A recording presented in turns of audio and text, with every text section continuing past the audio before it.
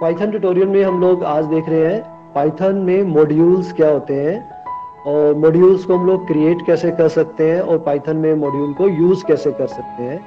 तो मॉड्यूल्स क्या होते हैं कि जब भी आपको कुछ फंक्शंस है, पर्टिकुलरली कुछ सेट ऑफ कोड है जो आपको बहुत सारे प्रोग्राम्स में यूज करने हैं। एक तो हो गया हमने फंक्शंस में जो पढ़ा था कि आपको एक कोड है जो आपके उसी प्रोग्राम में बार बार यूज करना है, तब आप फंक्शंस यूज करते हो। लेकिन जब कुछ कोड हो जो आपके कंपनी में या आपकी ऑर्गेनाइजेशन में कुछ पर्टिकुलर कोड है, लगभग सभी प्रोग्राम्स में वो यूज किया जाएगा, तो उस कोड का हम लोग क्या करते हैं, एक फंक्शन बना देते हैं और उसको एक फाइल में स्टोर कर देते हैं। उसी फाइल को पाइथन में मॉड्यूल बोला गया है। और जब भी उस फंक्शन को हमें यूज करना है, हम क्या करेंगे, उस पर्टिकुलर फाइल को इंपोर्ट कर लेंगे अपने प्रोग्राम में यूजिंग इंपोर्ट स्टेटमेंट। तो मॉड्यूल्स क्या होते हैं हमारे, जो हमें फ्लेक्सिबिलिटी देते हैं कोड रीयूजेबिलिटी की। A module is a Python file containing function, class and variable।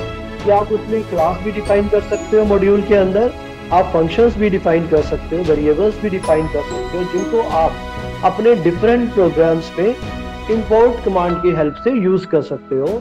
A module allows you to logically organize your Python code। कि अगर आप मॉड्यूल, अगर आप बहुत बड़ा प्रोग्राम लिखते हो तो उसको बाद में प्रोग्राम को ऑर्गेनाइज करना मुश्किल हो जाता है। कि बेटर रहता है कि हम बड़े वाले प्रोग्राम को या एक प्रोजेक्ट को डिफरेंट फाइल्स में डिवाइड कर दें और हर एक फाइल में एक जैसे रिलेटेड फंक्शंस बना दें। जैसे मान लो मैथमेटिकल फंक्शन आपके सॉफ्टवेयर कंपनी में बहुत यूज होते हैं, तो हम क्या करेंगे, मैथ नाम का या कुछ भी इस तरह का रिलेटेड मॉड्यूल बना देंगे। वो सारे फंक्शन, मैथमेटिकल सारे फंक्शन उसमें हम लिख देंगे। बस हमें क्या करना है, इंपोर्ट मैथ लिखना है। मैथ तो इसमें ऑलरेडी डिफाइंड मॉड्यूल है, मैं एग्जांपल के तौर पे बोल रहा हूँ। आप कोई भी मॉड्यूल बना सकते हो, उस मॉड्यूल को आप अपने करंट प्रोग्राम में इंपोर्ट करोगे और पर्टिकुलर फंक्शन को आप यूज कर सकते हो। आगे, grouping related code into a module makes the code easier to understand and use. एक जैसी चीजें एक जगह रखना।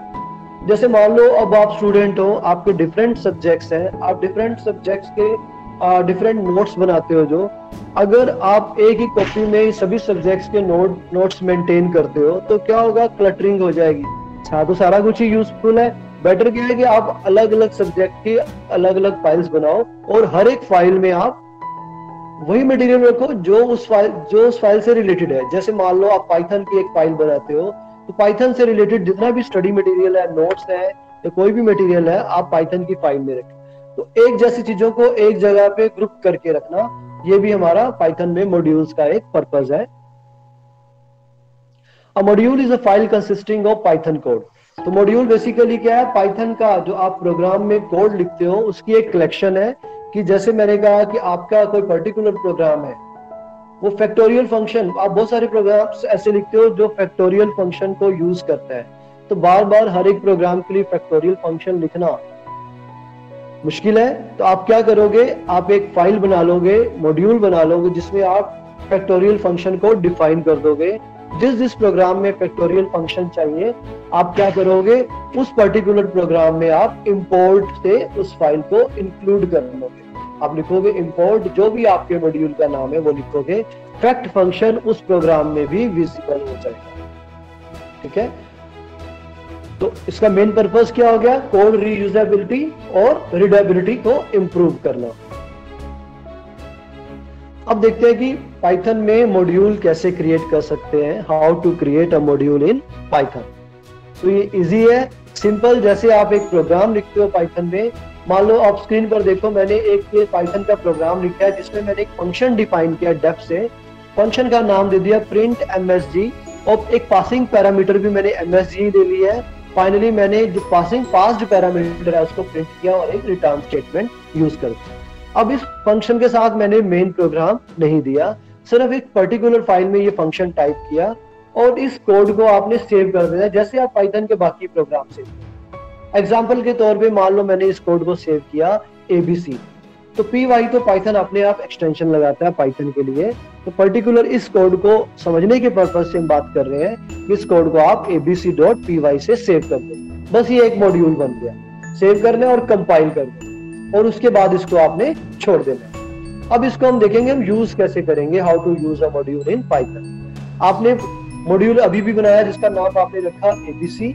अब उस मॉड्यूल को हम लोग कैसे यूज करेंगे, तो पाइथन में मॉड्यूल को यूज करना हो तो उसको इंपोर्ट करना पड़ता है हमारे नए प्रोग्राम में जिसमें आपको मॉड्यूल की फंक्शंस यूज करने हैं। तो इंपोर्ट करने के लिए इंपोर्ट स्टेटमेंट है, तो आप जितने भी मॉड्यूल्स इंपोर्ट कर सकते हैं।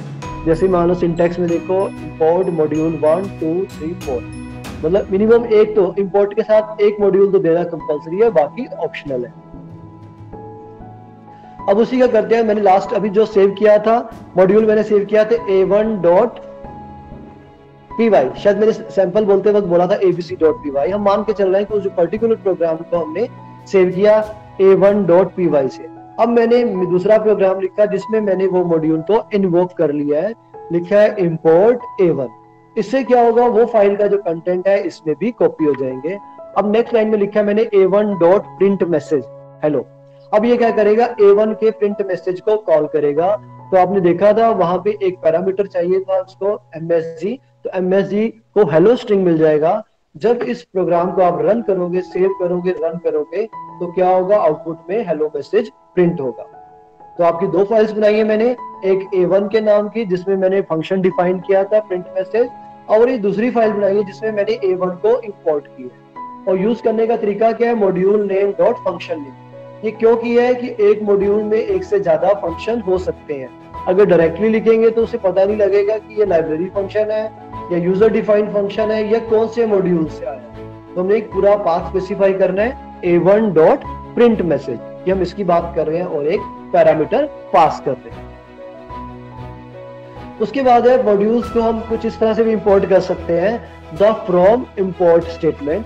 In Python, we can also import only specific functions from a module. To import only specific functions from a module, we use from keyword along with import keyword. कि मान लो आपकी एक फाइल बनाई आपने, मैंने जो एग्जांपल लिया था उसमें एक ही फंक्शन लिया था, लेकिन इन रियल बहुत सारे फंक्शन होते हैं फाइल में। तो जब बहुत सारे फंक्शन हो और एक पर्टिकुलर को ही आपकी रिक्वायरमेंट सिर्फ एक पर्टिकुलर फंक्शन ही है, तो हम क्या करेंगे, इंपोर्ट के टाइम में सिर्फ उसी पर्टिकुलर फंक्शन को ही इंपोर्ट करेंगे। सारे करेंगे तो प्रोग्राम लेंथ भी इंक्रीज हो जाएगी। दूसरा, हमारा जो कंपाइल टाइम है, क्योंकि हम पता है स्पेसिफिक हमें एक ही उस पर काम करना है, तो उस पर्टिकुलर फंक्शन को हम लोग मेंशन कर देंगे, हमें यही वाला चाहिए। तो देखिए वो कैसे करेंगे हम।